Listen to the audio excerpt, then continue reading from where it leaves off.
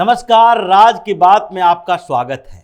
दो शब्द यानी सेकुलरिज्म और समाजवाद, ये दो ऐसे शब्द हैं जिसके आधार पर सारे भ्रष्ट लुटेरी पार्टियां एक होती दिखाई पड़ रही है। लेकिन भ्रष्टाचार में तो पहले से ही कहा जाता है सबसे बड़ा समाजवाद है। और अगर एकता की बात कही जाए तो उसमें भी जब चोरी करने वाले लोग इकट्ठा होते हैं तो इसका मतलब समझ लीजिए कि उनके खिलाफ अब एक्शन की तैयारी चल रही है। और कुछ ऐसा ही दिख रहा है, ईडी और सीबीआई के एक्शन मोड में आने से सारे भ्रष्ट पार्टियां इकट्ठा होकर चिल्ला रही है, हमने कोई भ्रष्टाचार नहीं किया, हमसे बदला लिया जा रहा है। राजनीतिक बदले की भावना से ईडी कार्रवाई कर रही है और यही आजकल हो रहा है, जिसमें एक भूमिका सुप्रीम कोर्ट की भी है। सुप्रीम कोर्ट में ये लोग जाते हैं, कानूनी दांव पेच खेलते हैं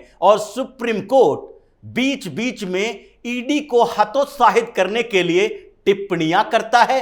जज साहब बोलते हैं ईडी को ऐसा नहीं करना चाहिए, ईडी को इस आधार पर किसी को गिरफ्तार नहीं करना चाहिए कि वो सहयोग नहीं कर रहा है। तो सहयोग नहीं करेगा तो ईडी तो गिरफ्तार करेगी ही, क्योंकि सहयोग नहीं करने का मतलब है पूछताछ करने के लिए बुला रहे हैं, वो आ नहीं रहा है। जैसे अभिषेक बनर्जी, रुचिरा बनर्जी, जैसे संजय राउत, जैसे लालू यादव के बेटे तेजस्वी यादव, जैसे हेमंत सोरेन, ये सारे नाम हैं जिसको समन पर समन भेजा जाता है और ये कोर्ट कचहरी का हवाला देकर कानूनी दांव पेच खेलते हुए बड़े बड़े वकीलों को पैसा देकर, क्योंकि ये पैसा भी तो भ्रष्टाचार का है, उन लोगों के आधार पर ये लोग बचते हैं। तो फिर ईडी के पास क्या रास्ता बचता है? उनको डिटेन करने का, उनको गिरफ्तार करने का, उनको हिरासत में लेने का, ताकि वो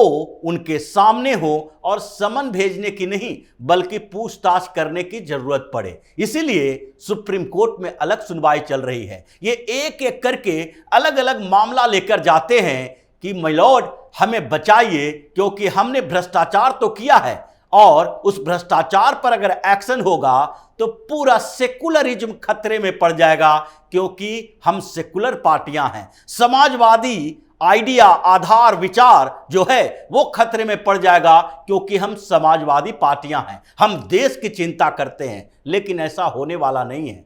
ईडी की सूची तैयार है, सारे नेताओं की कुंडली तैयार है और ईडी अभी जिस तरह के एक्शन मोड में है, संजय सिंह के खिलाफ छापे और अब संजय राउत के नजदीकी जो सुजीत पाटकर है उसके खिलाफ छापे, उसको सोने के ये जो रड देने के आधार पर वो जो चार्जशीट में दायर किया गया है वो आधार, और अब चाहे हेमंत सोरेन हो या अभिषेक बनर्जी हो, रुचिरा बनर्जी हो, लालू यादव हो, तेजस्वी यादव हो, सबकी कुंडली तैयार कर ली गई है। और ये जो लिस्ट है इसमें 96 ऐसे बड़े बड़े नेताओं का नाम है जो कि विपक्षी गठबंधन में अभी हैं और ये शामिल हैं। इन लोगों के खिलाफ सूची तैयार कर ली गई है। एक एक के भ्रष्टाचार को अब निशाना बनाया जाएगा। अब भ्रष्टाचार से कोई कंप्रोमाइज नहीं किया जाएगा। इसलिए 96 बड़े बड़े नेताओं की सूची से विपक्ष में हड़कंप मचा हुआ है। सबसे ऊपर जो नाम है वो तो इस पूरे मुहिम के अगुआ कांग्रेस पार्टी का ही है, क्योंकि कांग्रेस सबसे ज्यादा समय तक शासन करने वाली पार्टी के साथ साथ सबसे ज्यादा भ्रष्ट पार्टी भी है। इसके एक एक नेताओं को देखें तो हर नेता कहीं न कहीं भ्रष्टाचार में शामिल है और कुछ के ऊपर सीआईडी की जांच हो रही है, कुछ के ऊपर एंटी करप्शन ब्यूरो जांच कर रही है। तो इससे भी बड़े जो करोड़ों करोड़ को घोटाला किया था उन लोगों के खिलाफ सीबीआई और ईडी जांच कर रही है। इस सूची में कांग्रेस के 24 नेताओं का नाम है जिनके खिलाफ कभी भी वारंट इशू हो सकता है। हालांकि सुप्रीम कोर्ट इनकी सुरक्षा के लिए खड़ा है, लेकिन फिर भी कब तक सुरक्षा करोगे आप? Prevention of money laundering act के बारे में फिर से सुनवाई कर सकते हो। पुनर्विचार करने की जरूरत इनको पड़ गई है सुप्रीम कोर्ट में कि ये जो एक्ट है वो कितना ऑथेंटिक है और इसमें क्या परिवर्तन किया जा सकता है, क्योंकि पिछली बार तो सुप्रीम कोर्ट ने ही कहा था ईडी के पास अधिकार है, वो भ्रष्टाचार के मामले में, वो इस तरीके के मनी लॉन्ड्रिंग के मामले में सीधे कार्रवाई कर सकती है। लेकिन अब सुप्रीम कोर्ट के कुछ जजों का मन बदल गया है और उनका कहना है कि prevention of money laundering act 2002 जो है उस पर विचार करने की जरूरत है बड़े बेंच की, इसलिए बड़े बेंच इस पर सुनवाई करेगी। लेकिन दूसरी तरफ जो सूची तैयार की गई है उसमें 24 बड़े नेता कांग्रेस के शामिल हैं। उसमें सोनिया गांधी का भी नाम है, राहुल गांधी का भी नाम है, क्योंकि ये दोनों नेशनल हेराल्ड मामले में सीधे फंसे हुए हैं। मल्लिकार्जुन खड़गे का भी नाम है, क्योंकि उसी नेशनल हेराल्ड में जो यंग इंडिया प्राइवेट लिमिटेड है उसमें वो सीईओ हैं और उनसे भी पूछताछ कर ली गई है। मनी लॉन्ड्रिंग यानी कि पैसे की हेराफेरी का मामला उनके ऊपर भी है। कार्ति चिदम्बरम और पी चिदम्बरम का नाम भी है, क्योंकि इन दोनों बाप बेटों ने एक नहीं कई बड़े घोटाले किए हैं। यानी ये जितने बड़े बड़े कांग्रेस के नेता हैं सब भ्रष्टाचार में कहीं न कहीं भागीदार हैं और इन सब की कुंडली तैयार की गई है। दूसरे नंबर पर जिस भ्रष्ट पार्टी की बात की जाती है वो भी कांग्रेस के जड़ से ही उत्पन्न हुई है और वो है ममता बनर्जी। ममता बनर्जी पहले कांग्रेस की ही नेता थी और बाद में उनको लगा कि कांग्रेस में खाने कमाने का रास्ता तो सिर्फ गांधी परिवार तक ही सीमित रहता है। जब तक हम अलग नहीं होंगे तब तक हमारा पेट कैसे भरेगा, हम भ्रष्टाचार कैसे कर पाएंगे। अगर लूट लेते हैं तो उस लूट में हमारी हिस्सेदारी सबसे कम होगी, सबसे ज्यादा हिस्सेदारी तो गांधी परिवार की होगी। उन्होंने अलग पार्टी बनाई, सरकार भी बनाई, लेकिन हुआ क्या, आज 19 बड़े नेता जो टीएमसी के हैं, ममता बनर्जी की पार्टी के, उनके ऊपर ईडी के केसेस चल रहे हैं, दर्ज हो चुके हैं और इनकी कुंडली तैयार है। अब ईडी ममता बनर्जी के घर में घुस गई है, यानी कि अभिषेक बनर्जी बचने वाले नहीं हैं। शिक्षक भर्ती घोटाले में जिस कंपनी से पैसे की हेराफेरी हुई, डाइवर्ट किया गया फंड, वो कंपनी के 2012 के बाद से ये सीईओ थे। लेकिन जब मामला शांत हो गया, यानी कि पैसे की हेराफेरी हो गई, उन्होंने वहां से रिजिग्नेशन दे दिया। लेकिन मामला तो उसी समय का है और ये मामले में बच नहीं सकते। फिर से समन जारी हुआ है, पूछताछ होगी। यहां तक कि चाहे पार्थ चटर्जी हो या फिर अरुणरत मंडल, सारे के सारे जो चोर लुटेरे बैठे हुए हैं टीएमसी के अंदर और ममता बनर्जी सादगी की प्रतिमूर्ति बनी फिरती है, वो इसलिए क्योंकि उसके लिए भ्रष्टाचार करने वाले दूसरे लोग तो हैं। 50-50 करोड़ रुपया कैश भी नगद में मिले और जब जब छापे पड़े तो कई मामले सामने आए। यही नहीं, इसके बाद जो एक और पार्टी का नाम है वो भी कांग्रेस की ही पैदावार है और वो है एनसीपी। 11 बड़े नेता एनसीपी के भी इसमें शामिल हैं, जिनके ऊपर ईडी का शिकंजा कसा हुआ है, वो बख्शे नहीं जाएंगे। हालांकि अभी अजीत पवार भारतीय जनता पार्टी के साथ गठबंधन में है, लेकिन फिर भी उनकी मुश्किलें खत्म नहीं हुई है। अभी उनकी मुश्किलें और बढ़ने वाली है। भाजपा के साथ आओ या फिर भाजपा के विरोध में रहो, लेकिन ईडी अपनी कार्रवाई करेगी, क्योंकि पीएम मोदी ने कह दिया है, हरी झंडी दिखा दी है कि भ्रष्टाचार पर कोई कंप्रोमाइज नहीं होगा।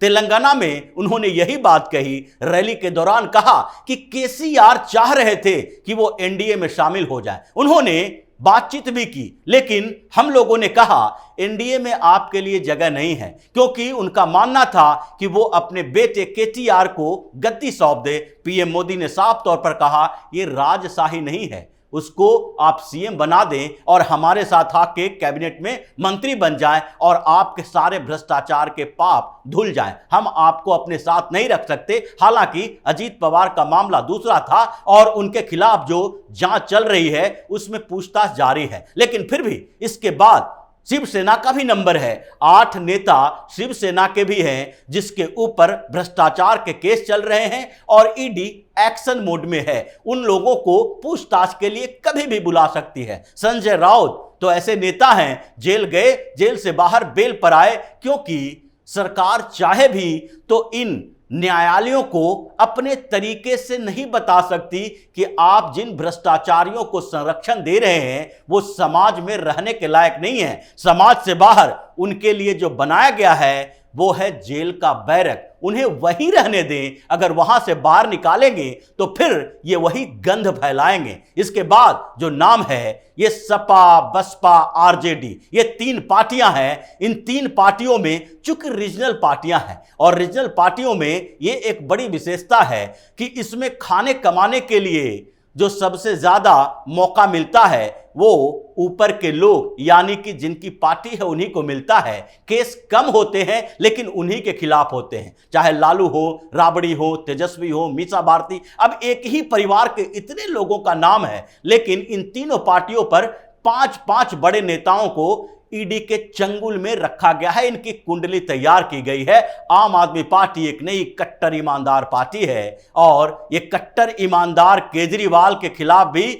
मामला चल रहा है। गवाह बन रहे हैं, शराब घोटाला हो, स्कूल भर्ती घोटाला हो या फिर जो भी स्वास्थ्य संबंधित हॉस्पिटल बनाने का घोटाला हो, बस खरीदने का घोटाला हो, कोई भी ऐसा विभाग बचा ही नहीं जिसमें अरविंद केजरीवाल ने कुछ इनिशिएटिव लिया हो, कोई काम किया हो और उसमें घोटाले के सबूत नहीं मिले हों। हर विभाग में है। इसलिए पहले इसमें 3 लोगों का नाम था, अब चौथी एंट्री संजय सिंह की भी हो गई है। मतलब 4 नेता ऐसे हैं केजरीवाल की पार्टी के जिनके ऊपर ईडी की नजर है। एक तो जेल के अंदर हैं, एक जेल के अंदर बाहर होते रहते हैं और एक संजय सिंह हो ही गए और चौथे में केजरीवाल का नाम भी है। इनकी भी कुंडली तैयार की जा रही है, इनका भी नंबर आने वाला है। लेकिन इसके अलावा वाईआरसीपी कांग्रेस के 6 नेताओं का नाम भी है और दूसरे पार्टियां जो भी है उन पार्टियों के भी, छोटे छोटे पार्टियों के, चाहे टीडीपी हो या फिर